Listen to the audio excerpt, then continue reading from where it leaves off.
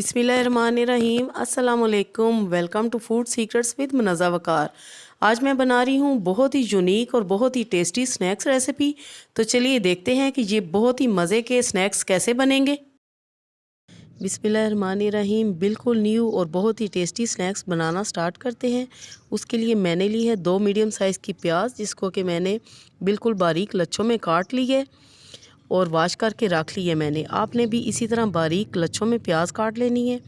एक गड्डी हरा धनिया और 3-4 हरी मिर्चें थी मेरे पास, उनको मैंने फ़ाइन चॉप कर लिए। 1 कप चावल का आटा। अभी हम चावल के आटे और धनिया हरी मिर्चों को साइड पे करेंगे और प्याज लेंगे, एक बाउल में इनको निकालेंगे।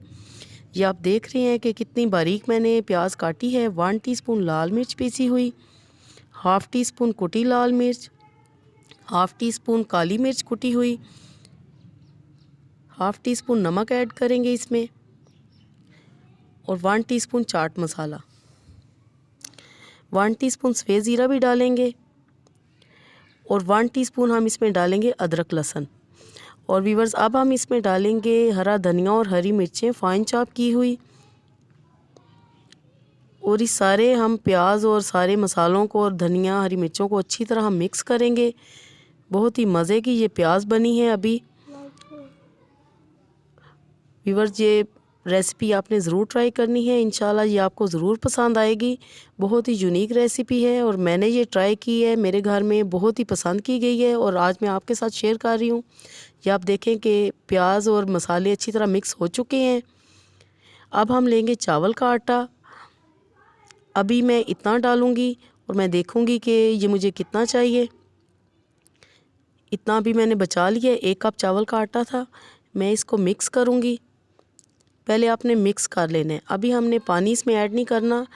पहले हम सारी चीज़ों को चावल के आटे में मिक्स कर लेंगे और अब मैं थोड़ा थोड़ा पानी इसमें ऐड करूँगी और बाकी का भी जो चावल का आटा है वो हम इसमें शामिल करेंगे और हम इसको एक डो की शक्ल दे लेंगे।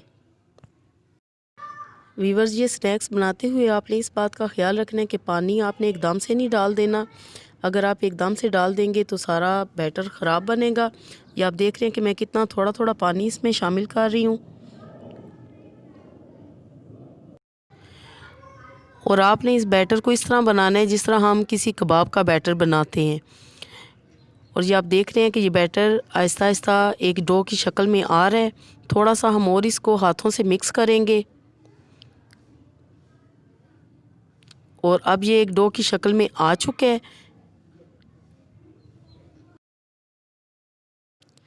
1 टीस्पून के जितना कुकिंग ऑयल मैं लगा दूंगी इस पे। और अब हम ये थोड़ा थोड़ा बैटर लेंगे और इसके हम कबाब की शेप में बनाएंगे। जैसे टिक्की हम बनाते हैं उस तरह हमने ये स्नैक्स को शेप दे लेनी है। आपने टिक्की की शेप इसको देनी है गोल। इसी तरह हम ये सारी टिक्कियाँ कह लें या स्नैक्स हम तैयार करके रख लेंगे एक प्लेट में। बहुत ही ये इजी रेसिपी है और बिल्कुल न्यू रेसिपी है। व्यूअर्स, अगर आपको ये रेसिपी पसंद आए तो लाइक ज़रूर किया करें और अपना फीडबैक भी दें। और अगर चैनल पे नए हैं तो ज़रूर सब्सक्राइब करें। सारे स्नैक्स रेडी कर लिए हैं और अब हम इनको शैलो फ्राई करेंगे। हमने डीप फ्राई नहीं करना। पैन में कुकिंग ऑयल डालेंगे और हम ये डालते जाएंगे। बहुत ही ईजी रेसिपी जो कि बच्चों और बड़ों सभी की फेवरेट होगी। एक दफ़ा अगर आप इसको बनाएंगे तो ये रेसिपी आपकी फेवरेट बन जाएगी।